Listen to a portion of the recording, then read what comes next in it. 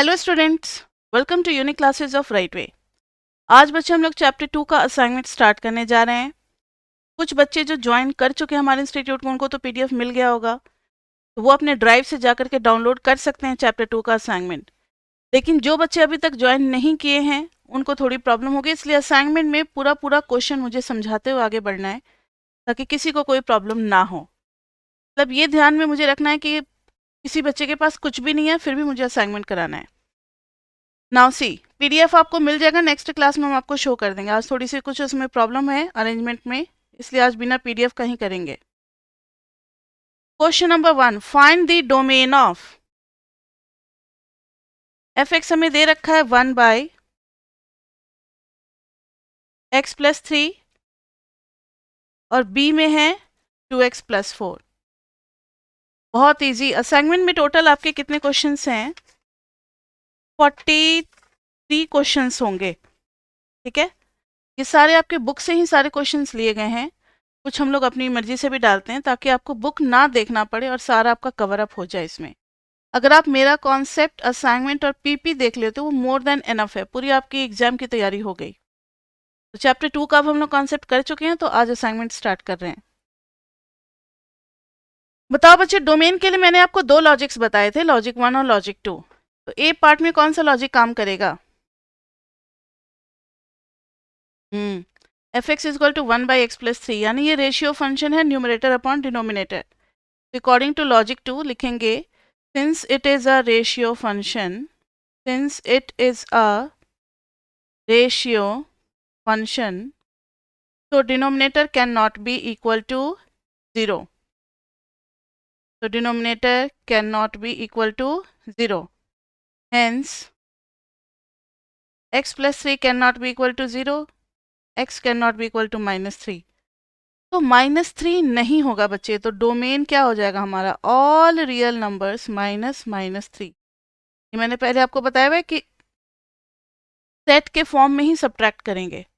अगर real number एक set है तो उसमें से सेट के फॉर्म में ही किसी चीज़ को हम रिमूव कर सकते हैं, ऐसे नहीं हटा सकते। नेक्स्ट, बी के लिए कौन सा लॉजिक लगेगा? F x is equal to 2x plus 4।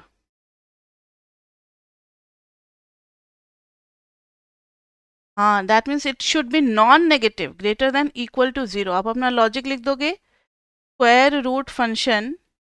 Logic हर जगह लिखना है, ये नहीं कि मैम टाइम पास कर ही लिख रही है। आपको बताना है कि अगर फुल मार्क्स अचीव करना है तो आपको लॉजिक पूरा लिखना पड़ेगा। Square root function is defined only for non negative functions. Function is defined for non negative quantity. तो देखो जरा, 2x प्लस 4 शुड बी, अच्छा तो 4 को उधर लेते जाना, should be greater than equal to -4। x should be greater than equal to -2। Greater than equal to -2 का मतलब है -2 और उसके आगे, तो डोमेन हो जाएगा -2 को क्लोज्ड में अप टू इन्फिनिटी। क्लियर? तो असाइनमेंट में हर टाइप के क्वेश्चन होते हैं, इजी लेवल के भी होते हैं, एवरेज भी होते हैं। बहुत ज़्यादा टफ नहीं होता, बहुत कम ही क्वेश्चंस मिलेंगे टफ के। तो असाइनमेंट ये होता है, पी पे बिल्कुल आपका रिफ्लेक्शन होता है पेपर का। तो जो अच्छे लेवल के, ज़्यादा अच्छे लेवल के क्वेश्चन है वो आपको पीपी में मिलेंगे। क्वेश्चन नंबर 2, क्वेश्चन नंबर 1 हो गया। 1 में यही 2 पार्ट थे, बस इनका डोमेन निकालना था। अब 2 पे आ जाओ। Question number 2, the cost of producing x units of a commodity is given bye, यानी ये कॉस्ट फंक्शन है। बच्चे अभी से आप हैबिट डाल लो, चैप्टर 2 में कॉस्ट फंक्शन का इंट्रोडक्शन कर रहे हैं, चैप्टर 3 में उसके ऊपर हम लोग क्वाड्रेटिक ऑप्टिमाइजेशन का पूरा बड़ा सा एक एग्जाम्पल करेंगे मोनोप्ली का। उसके बाद से चैप्टर 4 में आएगा मार्जिनल कॉस्ट, मैक्सिमम प्रॉफिट, ये सब का। अब हर चैप्टर में कॉस्ट फंक्शन आता जाएगा। अब भी पर्टिकुलर कॉस्ट फंक्शन ले लिया है 1000 plus 300x plus x square. इन्होंने कहा कंप्यूट C0 C100 फिर है C101 माइनस C100। कैसे? बी पार्ट में compute CX plus 1 minus CX and explain in words meaning. Explain करना है इसको कि ये क्या है। ठीक है, करें जरा इसको। देखो ए पार्ट तो बहुत आसान है, लेकिन अभी भी कुछ ऐसे बच्चे होंगे जिनको फंक्शन में ना वैल्यूज पुट करने में दिक्कत होती होगी। C0 का मतलब क्या है? फंक्शन है कि x जहां जहां है वहां वहां आपको x पुट कर देना है। तो C0 में वहां वहां क्या आ जाएगा? 0 आ जाएगा। तो C0 इज 1000 प्लस 300 इंटू 0 और प्लस 0 का स्क्वायर। कितना आ गया?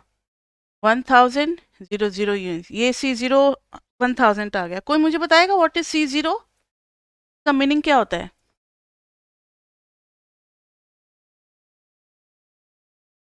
ऐसे तो यहाँ पूछा नहीं है कि C0 का मीनिंग क्या है, लेकिन आपको बता दें, फिक्स्ड कॉस्ट। क्योंकि इकोनॉमिकली इसका सेंस क्या निकलता है कि आप एक भी क्वांटिटी मैन्युफैक्चर नहीं कर रहे हो, फिर भी आपका कॉस्ट लग रहा है। ये कौन से कॉस्ट होते हैं? फिक्स्ड कॉस्ट होते हैं। और वेरिएबल कॉस्ट होता है कि जैसे जैसे आप क्वांटिटी को इंक्रीज करते चलोगे आपकी कॉस्ट क्या होगी? बढ़ती चलेगी। समझ में आ गई बात? तो जब भी हमें फिक्स्ड कॉस्ट निकालना होगा किसी भी चैप्टर में या किसी भी एक्सरसाइज में, तो हम लोग कॉस्ट फंक्शन में एक्स की जगह क्या डाल देंगे? 0। नेक्स्ट है, अब C100 करना है। C100 तो बस ये कुछ नहीं है, 1000 प्लस 300 इंटू 100 प्लस 100 का स्क्वायर अब अपना निकाल लेना। C101 minus C100। 101 का मतलब क्या हो गया? 1000 प्लस 300 इंटू 101 प्लस 101 का square minus 1000 plus 300 to 100 plus 100 का स्क्वायर। कैलकुलेशन तो आप लोग कर लोगे, 1000 तो कैंसिल ही हो गया, 300 कॉमन ले लिए और 101 माइनस 100 बच गया 1 प्लस 101 का स्क्वायर माइनस 100 का square, what ever the value is, जो भी आप निकालोगे। कैलकुलेटर अलाउड है बच्चे पेपर में, तो आप सिंपल कैलकुलेटर यूज कर सकते हो। सिंपल में ध्यान रखना कि आपका अंडर रूट बटन वाला कैलकुलेटर होना चाहिए। ठीक है, अंडर रूट का यूज पड़ता है हमें, अंडर रूट इतना अलाउड होना चाहिए। नेक्स्ट है, अब इसको सॉल्व भी कर लो। देखो तो कितना आ रहा है? 300 प्लस ब्रैकेट में 101 का स्क्वायर माइनस 100 का स्क्वायर ब्रैकेट, क्योंकि मेरे पास साइंटिफिक कैलकुलेटर है इसलिए हम डायरेक्टली यूज कर रहे हैं। 501। ये 501 का मीनिंग क्या है? अच्छा, उसका मीनिंग नहीं पूछा है, CX प्लस 1 माइनस CX का पूछा है, B part. CX plus 1 minus CX का मतलब क्या है? तो ये है difference between cost. Yes yes, difference between cost for x plus 1 and x units. और मार्जिनल कॉस्ट की डेफिनेशन क्या होती है? Marginal cost at x units, मतलब whenever we have produced x units already, x units का already production हो चुका है, आप एक और एक्स्ट्रा करना चाह रहे हो तो वो बताएगा मार्जिनल कॉस्ट। वही तो डिफरेंस होता है ना मार्जिनल कॉस्ट। ये मार्जिनल कॉस्ट भी हमें बता रहा है। ठीक है, तो explain in words the difference. तो ये हो गया हमारा क्वेश्चन। नेक्स्ट आ जाओ आप, question number 3। Let f t is equal to, ये तो बहुत ईजी है, ये तो मुझे, यस अच्छा एक मिनट, क्वेश्चन मुझे लिख लेने दो। Compute F0 F minus 3 and F t plus 1। B वाले पार्ट में है, देखो ना, जैसे आप 10 प्रोड्यूस कर सकते हो, C11 माइनस C10 का मतलब है कि जब आप 10 पे थे, आपने 11th का मैन्युफैक्चर किया, प्रोडक्शन किया, तो जो भी कॉस्ट लगा 11 तक और माइनस 10, वो आपको 10 पे मार्जिनल कॉस्ट बता रहा है कि जब आप 10 पे ऑलरेडी हो गए, जब आपने 10 की मैन्युफैक्चरिंग कर रखी होगी, आप एक एक्स्ट्रा यूनिट बनाने जाओगे तो आपको कितना खर्चा एक्स्ट्रा लगेगा, वही बता रहा है ये। ठीक है, अब देखो ये क्वेश्चन नंबर 3 तो बहुत इजी है, ये तो आप लोग कर लोगे ना, मुझे बताने की जरूरत है क्या? F0 चाहिए तो बस जहां जहां t है वहां वहां 0 डाल दोगे। -2 × 0 + 4, ये कितना आ गया? 2। f -3 अपना निकाल लेना, f t+1 निकाल लेना। t+1 के लिए क्या करोगे, जहाँ जहाँ t है वहाँ वहाँ t+1 डाल दोगे, तो t+1 का स्क्वायर -2 इंटू t+1 +4, सॉल्व करेंगे तो root under t² +1 +2t -2t -2 +4, 2t cancel, कितना आ गया, रूट अंडर t², 4 5 5 -2 3, बस मतलब सबको फंक्शन में पुट करना आ गया है। नेक्स्ट है क्वेश्चन नंबर 4। एच, ये नाम है, H sales has estimated the demand for cotton, ये कॉटन का डिमांड है इन यूएसए फॉर पीरियड 1915 से लेकर के 1919 तक, और डिमांड फंक्शन ऐसे दे रखा है, dp is equal to 6.4 minus 0.3 into p with appropriate units for the price p and quantity dp, कुछ भी यूनिट होगा अपना। Find the demand if prices, हमें डिमांड फाइंड आउट करना है। Find demand when price is 8 10 एंड 10.22। दूसरे में है if demand is 3.13 what is price, what is price. चलो इस क्वेश्चन को करते हैं। डिमांड निकालना है व्हेन प्राइस इज 8, तो ऐसे लिख देंगे, प्राइस की जगह पे 8 डाल देंगे। बस सब्सटीट्यूट का तरीका जिसको भी आ गया वो क्वेश्चन कर लेता है, फंक्शन में ज़्यादा दिक्कत नहीं होती। 6.4 माइनस 0.3 इंटू 8, कितना आ गया, 6.4 माइनस 2.4, नहीं 4 आएगा ना, 5 नहीं आएगा, 8 3 जा 24, ठीक है 4 आ गया, तो 4 यूनिट्स लिख देंगे। अब हमें पता ही नहीं है यूनिट क्या है, क्वेश्चन में क्या दिया हुआ है, एप्रोप्रिएट यूनिट्स, तो हमें सब कुछ आंसर में यूनिट्स में लिखना होगा, तो 4 यूनिट हो जाएगा हमारा डिमांड। अब ये यूनिट 100 में भी हो सकता है, 1000 में भी हो सकता है, किसी और लॉट में भी हो सकता है, 50 का भी ग्रुप हो सकता है, कुछ भी हो सकता है, हमें नहीं पता। तो 4 यूनिट्स विल बी डिमांड, तो 10 और 10.22 पे भी आप लोग अपना निकाल लोगे। अब बी में है, डिमांड दे रखा है 3.13, प्राइस निकालना है। बताओ, ये तो बच्चों वाली बात है, लेकिन ये पता है क्यों दे रहे हैं, क्योंकि ऐसा एम उसमें माइक्रो और मैक्रो में करना पड़ेगा बीच बीच में, जब प्राइस इतना है डिमांड इतना है तो ये चीज़ निकालो, इसलिए ये आपको पहले ही एश्योर्ड करा देना चाहते हैं कि हाँ मुझे ये सारी चीज़ें आती हैं, नहीं आती है तो अभी सीख लो बेटा, क्योंकि इसका यूज़ होगा आगे। तो इधर आएगा 0.3 p is equal to 6.4 minus 3.13 p, आप लोग अपना निकाल लोगे। नेक्स्ट है question number 5। The cost of removing p% of the impurities in a lake is given by, p% impurities वाला क्वेश्चन है ये, उसका कॉस्ट दे रखा है p, मतलब जब p% है तो उसका कॉस्ट b बता रहा है 105 माइनस p। ए पार्ट में पूछा है बच्चे, फाइंड B0, B50 और B100, ये तो आप लोग कर लोगे ना, बस सब्सटीट्यूट करना है, p की जगह क्या डाल देना है 0। जैसे अगर B0 निकालोगे तो बहुत इजी है, 10 इंटू 0 बाई 105 माइनस 0, ये क्या आ जाएगा, पूरा 0 ही आ जाएगा। बी पार्ट में पूछा है what does B50 plus H minus B50 mean, B50 plus H minus B50, इसका मतलब क्या है, निकाल करके नहीं बताना, मतलब बताना है। मतलब ये होगा कि जब 50% इम्प्योरिटीज है तो थोड़ा और बढ़ जाए, H% इम्प्योरिटीज अगर इंक्रीज कर जाए तो हमारा कॉस्ट कितने से चेंज होगा, वही ये डिफरेंस बता रहा है। तो आप लिखोगे increase in cost, increase in cost when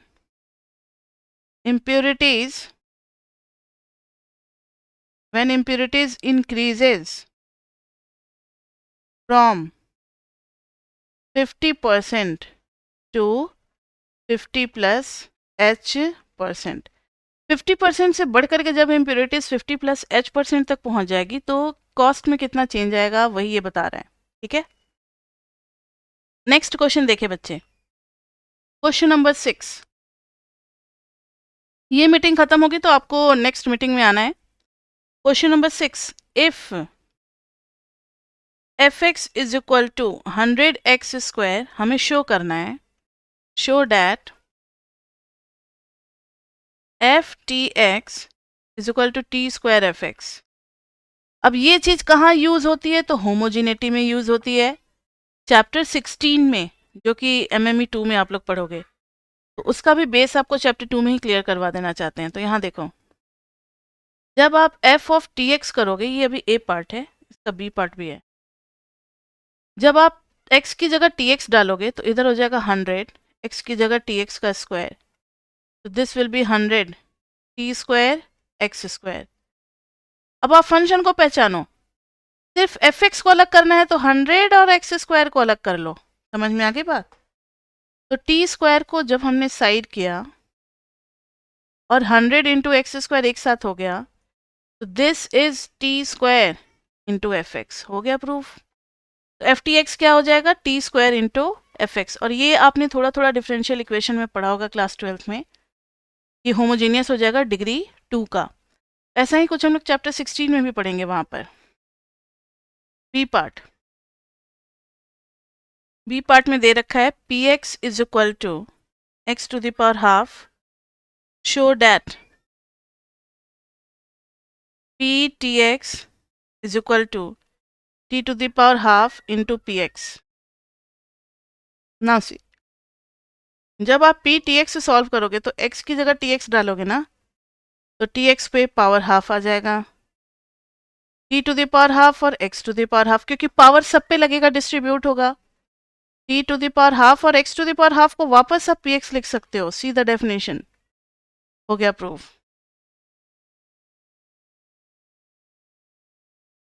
next है क्वेश्चन नंबर 7, जो कि बहुत ईजी है, ये आप लोग खुद कर सकते हो।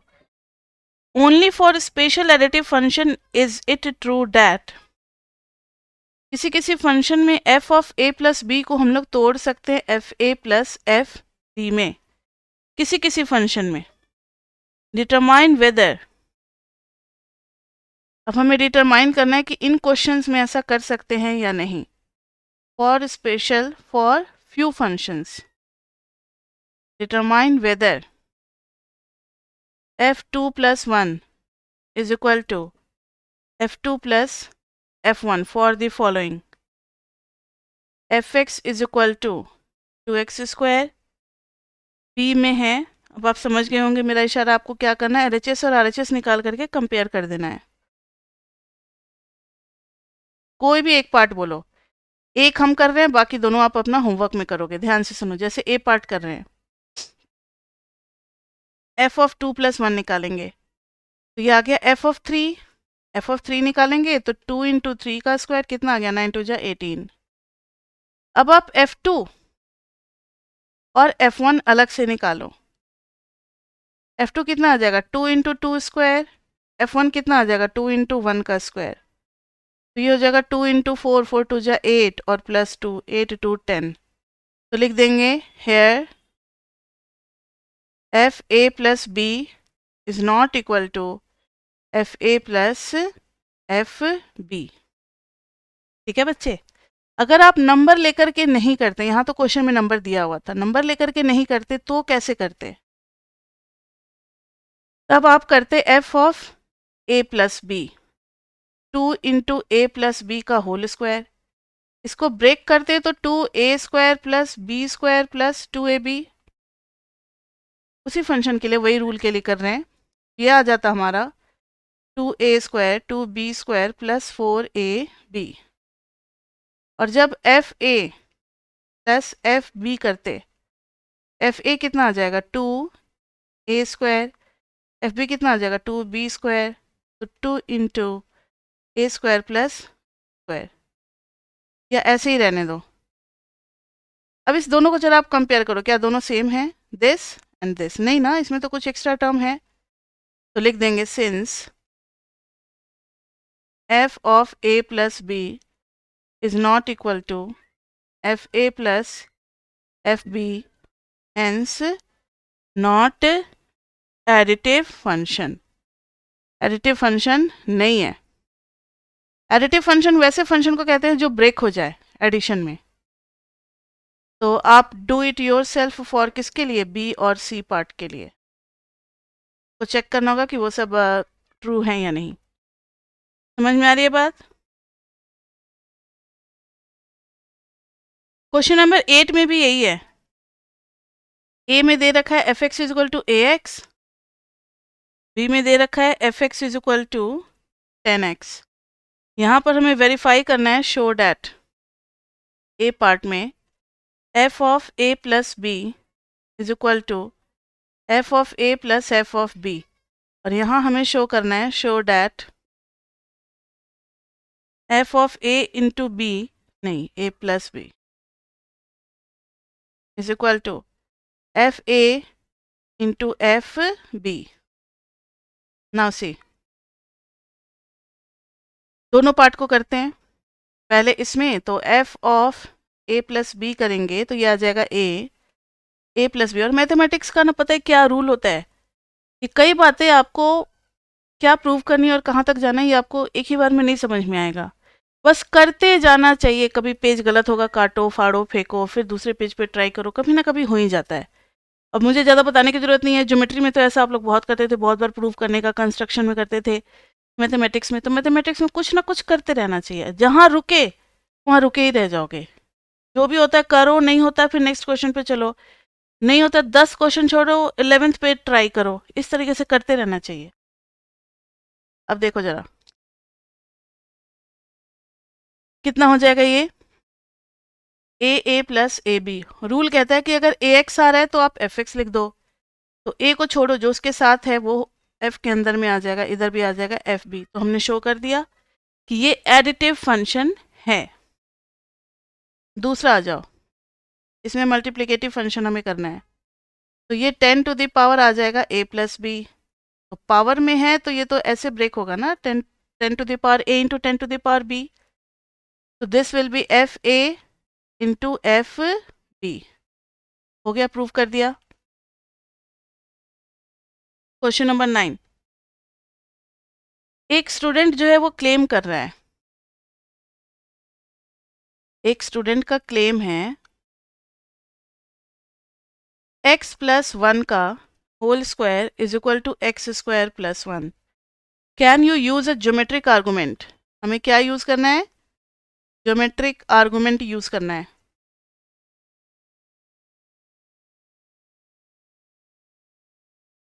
तो देखो हमें ज्योमेट्रिक आर्गूमेंट देना है.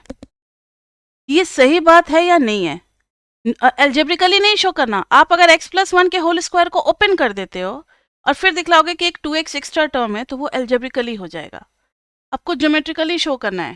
तो यहाँ ध्यान दो, ज्योमेट्रिकली में एक्स स्क्वायर का मतलब होता है एक स्क्वायर का एरिया जिसका साइड क्या है x. समझो जरा इस बात को. और एक मिनट, हम थोड़ा परफेक्ट बनाते हैं ताकि आपको दिक्कत ना हो. मैंने 2 रोज ले लिए हैं लाइक दिस वे. ये x है तो ये भी x है, तो इसका एरिया कितना होगा जल्दी बताओ. अगर साइड x है तो x स्क्वायर. हाँ, और मान लो कि ये 1 यूनिट है तो इसका लेंथ कितना होगा. ये है 1 और 1. इसका एरिया हो जाएगा एक्स स्क्वायर प्लस 1 स्क्वायर, यानी कि एक्स स्क्वायर प्लस 1. लेकिन अगर आप x प्लस 1 का होल करते हो तो आपको x तो लेना ही है और प्लस 1 का होल स्क्वायर करना है. सोचो जरा, अगर पीछे वाले से कंपेयर करोगे तो ये तो है ही हमारे पास, लेकिन कुछ एक्स्ट्रा भी आ गया.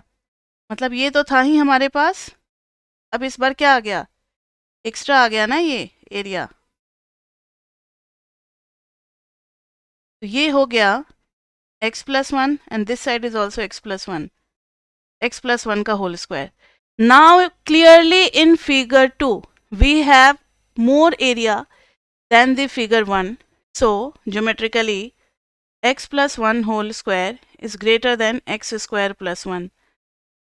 तो इसका क्लेम जो है, तो क्लेम इज फॉल्स, क्लेम गलत है.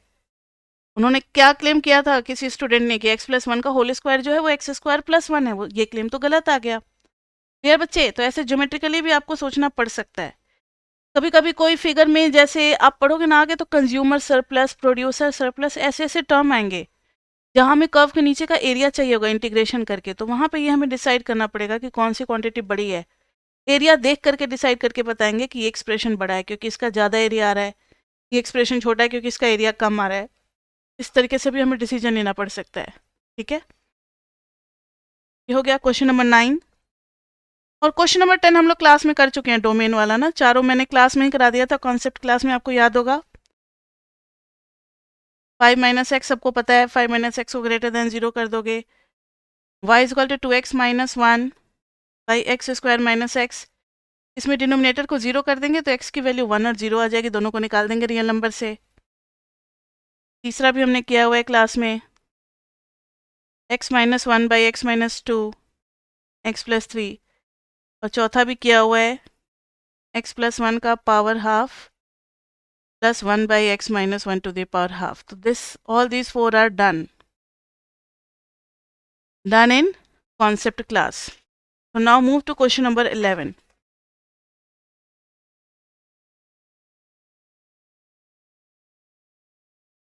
क्वेश्चन नंबर 11 का सी पार्ट इंपॉर्टेंट है. ठीक है, सी पार्ट, लेकिन ए और बी भी करना ही पड़ेगा, तो पहले देख लो. एफ एक्स हमें दिया हुआ है 3x plus 6 upon x minus 2. ए पार्ट में बोला है डोमेन निकालो. बी पार्ट में बोला है show that the number 5 is in the range. Show 5 belongs to range. और सी में show 3 does not belong to range. अब ऐसे सिंबल आपको पता होने चाहिए. ये ऐसे लिख करके और ऐसे ये हम लोग लिखते हैं इसके लिए. ऐसा कोई आता है ना इलेक्ट्रॉनिक्स में आइटम में जिसका ये लोगो होता है, किसका होता है लोगो ऐसा? शायद क्रॉम्पटन ग्रीव्स का होता है, कंपनी जो है. खैर आपको याद रखना है, सी लिखा और बीच में अगर हॉरिजॉन्टल लाइन डाल दिया तो ये बिलोंग्स टू, और अगर ये लिख करके काट दिया तो इसका मतलब है डज नॉट बिलोंग्स टू.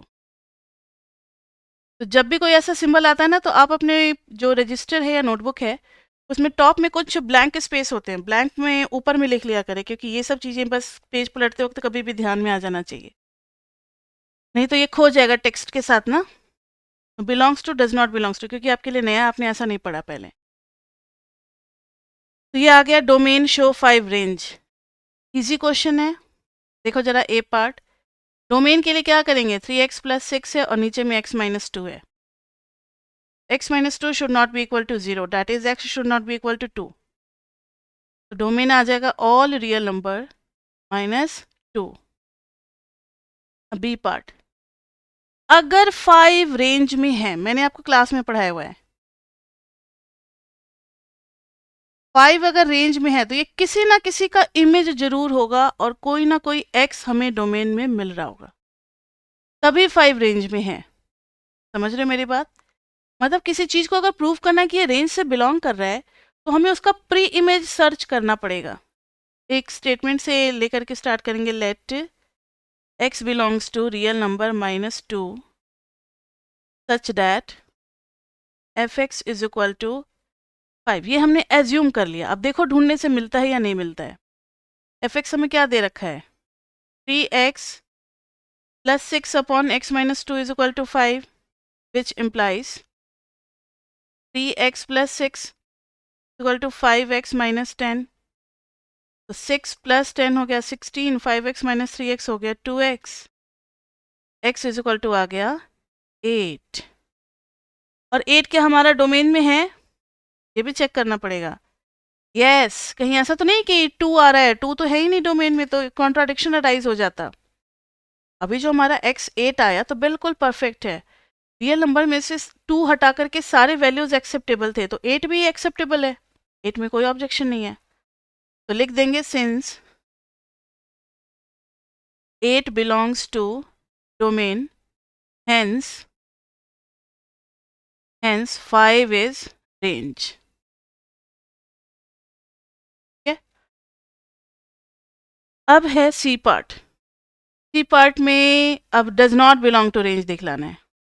अब इसमें भी हम लोग वैसे ही बढ़ेंगे आगे एज्यूम करके. Let x belongs to domain such that fx is equal to क्या 3. fx इज इक्वल टू क्या 3. fx क्या है हमारे पास 3x plus 6 upon x minus 2 is equal to 3. और बच्चे असाइनमेंट और पीपी में ना आप लोग भी ट्राई कर सकते हो. तो अपना नोटबुक रखो, एक फेयर नोटबुक जिसमें सारी बातें लिखते हो, और कुछ रफ पेजेस 12th क्लास के बचे हुए होंगे ना, नोट्स फटे वटे हुए हर नोटबुक का लास्ट का कुछ पेजेस, वो सब फाड़ फूड़ करके रख लिया करो. वो सब रफ में ट्राई करने के लिए, कैलकुलेशन मल्टीप्लिकेशन डिवीजन ये सब करने के लिए फटाफट फटाफट, ताकि हमारा स्पीड कम ना हो, हम क्लास में मैम के साथ साथ चलें. ऐसा ना कि मैम आगे निकल जाए. गंदा नहीं करना, पीछे पेज पलट रहे हैं, पीछे रफ कर रहे हैं, फिर वहाँ से कॉपी कर रहे हैं, वहाँ से कॉपी कर रहे हैं, टाइम ज़्यादा लग जाएगा. कुछ पेजेस रफ के आप अपने सामने रखा करो. आप कहोगे मैम भी कैसी कैसी बातें करती है, हम लोग 98% होल्डर हैं, 12th पास करके आए, हम लोग टॉपर्स हैं, और मैम हमें इतनी छोटी छोटी बातें सिखाती है. लेकिन बच्चे करना पड़ता है. चलो ब्रेक भी हो गया ना, अब मज़ा आएगा. 3x plus 6 is equal to 3x minus 6. 3x cancel हो गया. ये क्या आ गया, ये तो आ गया 12 इज इक्वल टू 0. हे भगवान, ऐसा कभी सुना है आपने 12 इज इक्वल टू 0? मैथमेटिकली तो ऐसा कुछ होता ही नहीं. एक तरफ 12 और एक तरफ 0, दोनों कैसे इक्वल होंगे? तो लिखेंगे इज नॉट मैथमेटिकली करेक्ट, या इसके पास कोई मैथमेटिकल सेंस नहीं है. Hence our assumption is wrong. Contradiction arise कर गया. चैप्टर 1 में है मेथड ऑफ प्रूफिंग, लेकिन इतना इतना आपको आता है. ऐसा नहीं है कि चैप्टर 1 करने के बाद ही चैप्टर 2 करेंगे तभी समझ में आएगा. कॉन्ट्राडिक्शन का मेथड आता है कि हम कुछ एज्यूम कर लेते हैं, लास्ट में कुछ नॉनसेंस चीज़ें आ जाती हैं, फिर हम लिखते हैं कि हमारा एजम्पशन गलत था, फिर उसको तुरंत जा करके चेंज कर देते हैं. Is not mathematically correct, so our assumption is wrong. Contradiction method कर रहे हैं. और एजम्पशन में हमने क्या माना था कि 3 जो है वो रेंज में है, तो 3 does not belong to range. 3 does not belong to range. Okay, next है क्वेश्चन नंबर 12. बस 5 मिनट और. आज तो वैसे भी क्लास लेट से स्टार्ट हुई है, थोड़ा सा टेक्निकली कुछ प्रॉब्लम आ गया था, तो फाइंड दी. लेकिन आगे हमारी स्टैट्स की क्लास है, तो एक क्वेश्चन और कर लेते हैं बच्चे. एक क्या 13 भी आज ही हम कराएंगे. 13 अच्छा क्वेश्चन है, 13 आज करा देंगे. और 12, 13, 14, फिर 15 से हम लोग नेक्स्ट क्लास में कर सकते हैं. ठीक है, 12, 13, 14 अभी करेंगे. देखो जरा, find the domain and range of gx is equal to 1 minus root under x plus 2. इसका डोमेन और रेंज निकालना है. मैम रिकॉर्डिंग्स बैच स्टूडेंट के लिए टिल चैप्टर 3 ही है ना, ये लाइव क्लासेस फ्री. ये सब बातें बाद में करेंगे बच्चे, अभी क्लास चल रही है, पहले क्लास को करने दो, इंटरप्ट मत करो बीच में. ठीक है, अभी सिर्फ जो पढ़ा रहे हैं दैट टॉपिक रिलेटेड क्वेश्चन ही आप पूछोगे. इन सब क्वेश्चंस के लिए बाद में हम मीटिंग के बाद रुकते हैं, 5-10 मिनट बच्चों को टाइम देते हैं. आपको तब जो पूछना होगा आप अपना पूछना. ठीक है, g x is equal to 1 minus root under x plus 2. तो देखो जरा, डोमेन और रेंज दोनों निकालना है. क्वेश्चन पूरा आप लोग लिख लो, डोमेन एंड रेंज. डोमेन तो फटाफट आप लोग निकाल लोगे. डोमेन के लिए क्या करोगे, x plus 2 should be greater than equal to 0, तो x is greater than equal to minus 2, so domain is equal to minus 2 से इन्फिनिटी. हो गया काम खत्म. रेंज के लिए सोचो, फॉर रेंज आप कर दोगे y is equal to 1 minus root under x plus 2. अब मुझे ये बताओ कि ये वैल्यू हमेशा होनी है पॉजिटिव या फिर 0. तो ध्यान से सुनो, x plus 2 greater than equal to 0, root under x plus 2 is also greater than equal to 0.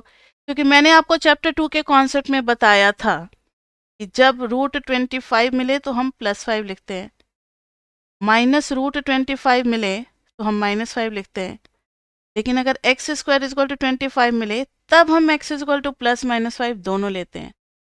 तीनों अलग अलग कॉन्सेप्ट है बच्चे। तो यहाँ पहले से रूट दिया हुआ है तो हम नेगेटिव नहीं लेंगे, सिर्फ पॉजिटिव वैल्यू लेंगे। इसलिए ये मैंने लिखा है कि अगर ये पॉजिटिव है तो उसका रूट भी क्या होगा, पॉजिटिव ही होगा। ये मत कर देना कि मैम √4 तो +2 -2 दोनों आता है तो नेगेटिव भी तो होगा। जब अंदर की क्वांटिटी पॉजिटिव है तो फिर पॉजिटिव ही आएगा।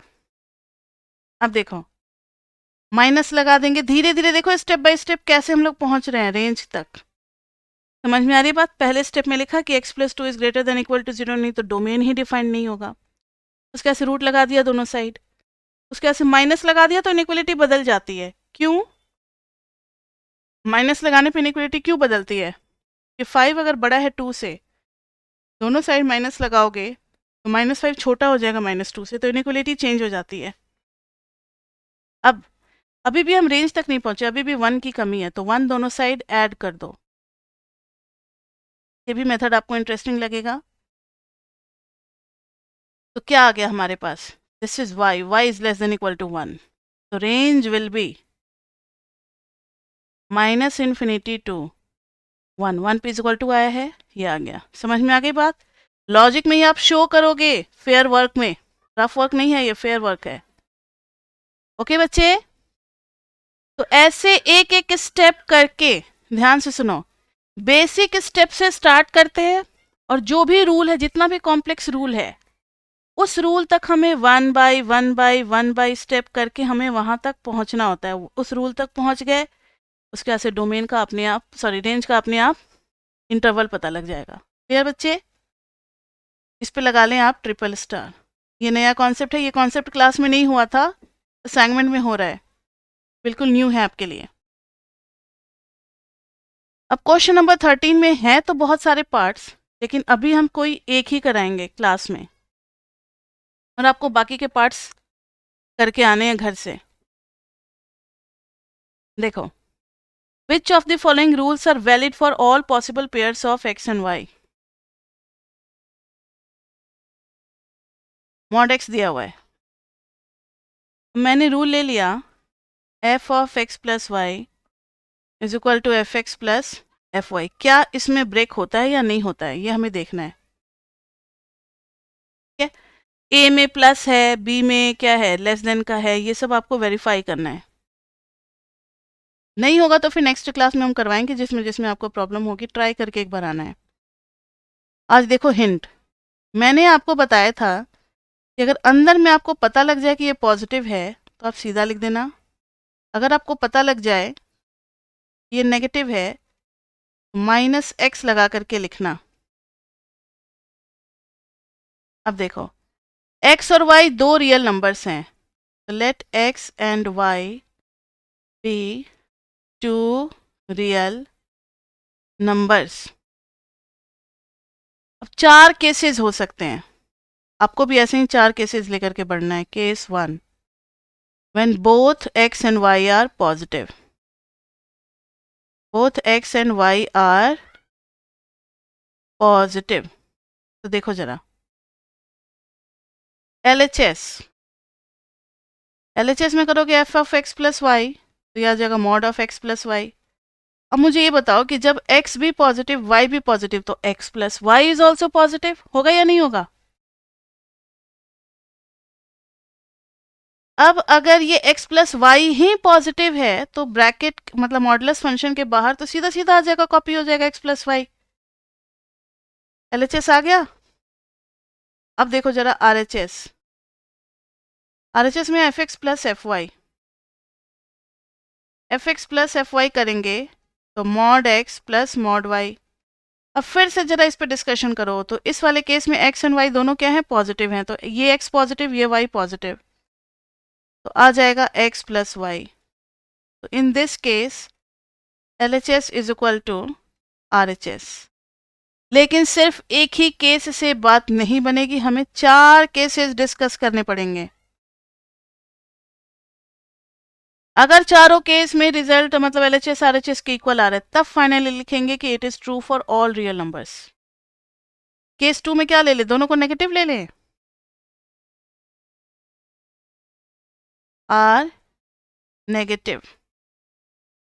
नेगेटिव है तो देखना ज़रा, LHS में हम लोगों को निकालना है f of x plus y. Mod of x plus y हो जाएगा। Mod of x plus y में क्या हो जाएगा? अब सुनो ज़रा ध्यान से, ये भी नेगेटिव, ये भी नेगेटिव, तो दो नेगेटिव का सम क्या हो जाएगा? और अगर x प्लस वाई ही नेगेटिव है तो बाहर माइनस लगा करके नहीं लिखेंगे? लिखेंगे ना? अभी तो रूल बताया था मैंने। अगर आप कंफर्म हो जाओ कि अंदर की क्वांटिटी नेगेटिव है तो नेगेटिव लगा करके लिखो ताकि वो पॉजिटिव में कन्वर्ट हो जाए। अब आप RHS में चलो, f x plus f y करोगे तो mod x plus mod y. अब यहाँ भी देखो, x नेगेटिव y नेगेटिव, तो क्या आ गया? Minus x minus y, same to same नहीं आ गया माइनस कॉमन लेने पे? इस केस में भी LHS इज इक्वल टू क्या आ गया? RHS। अब हम लोग लेंगे केस 3। इफ एक को पॉजिटिव, किसको ले ले positive? x is greater than 0 and y is less than 0। LHS में है f of x plus y, mod of x plus y. अब आप बताओ जरा कि x प्लस वाई क्या होगा? तो हमें तो नहीं पता। अगर x y से बड़ा हुआ तब तो पॉजिटिव होगा, अगर x y से छोटा हुआ तब क्या हो जाएगा? नेगेटिव हो जाएगा। तब आप लिखोगे इज इक्वल टू कि दो दो वैल्यूज आ रही है, x प्लस वाई अगर हमारा क्या है, x प्लस वाई नहीं, x लिख दिया और माइनस वाई लिख दिया, नहीं ठीक है, x प्लस वाई ही रहेगा। If x is greater than y, ध्यान से सुनो, RHS f x plus f y, f x आ गया mod x, f y mod y. F x मतलब मॉड एक्स, एक्स तो सीधा कॉपी हो जाएगा लेकिन वाई नेगेटिव है बच्चे, तो एक्स माइनस वाई आ जाएगा, एक्स माइनस वाई आ जाएगा। तो दोनों कहाँ सेम है? LHS is not equal to RHS। अब आप एक एग्जाम्पल ले लो, ज़्यादा समझ में आएगा। एफ ऑफ कुछ ऐसा ले लो कि ये बड़ा है ये छोटा है, 5 minus 3, mod of 5 minus 3 is equal to mod of 2 is equal to 2 आ गया। लेकिन mod of 5 mod of minus 3 कितना आ जाएगा? 5 प्लस 3 इज इक्वल टू 8, तो दोनों सेम नहीं आते। Mod of minus 3 is not equal to mod of 5 और plus mod of minus 3, hence mod of a plus b is not equal to always mod a plus mod b। Clear बच्चे? जहां पे fail हो जाएगा वहीं stop कर जाएंगे, उसके आगे करने की जरूरत नहीं है। तो इस तरीके से आपको टोटल h पार्ट्स हैं जिसमें से मैंने एक तो कर दिया, बाकी के 7 पार्ट्स आपको खुद से ट्राई करने हैं। Do rest of 7 parts.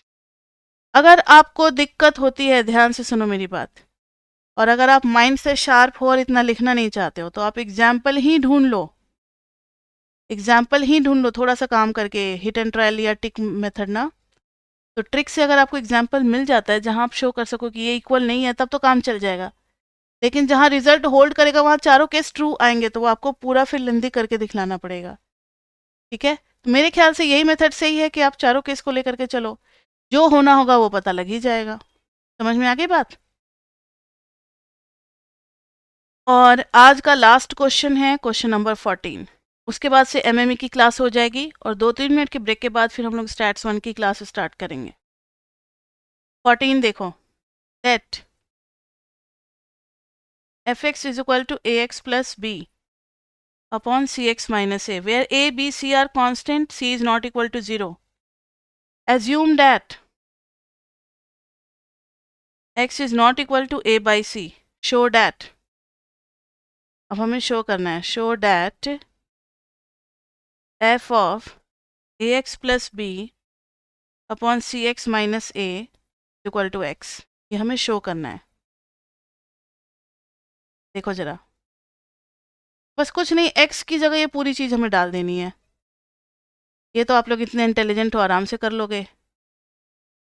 ax plus b dx minus a is equal to, लेकिन ध्यान रहे चक्कर नहीं आना चाहिए। ये देखो x, ये x यहाँ है, तो ये पूरी चीज अब x की जगह चली जाएगी। अब देखो कितना भयंकर लगने वाला है। a into a x plus b upon c x minus a plus b, नीचे क्या आ जाएगा, c इंटू एक्स की जगह पूरा का पूरा आएगा। ये समझ में आ गई बात,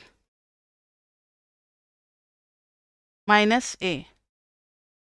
और ये क्यों दिया हुआ है कि कोई बच्चा मुझे बताएगा x is not equal to a by c क्यों दिया हुआ है?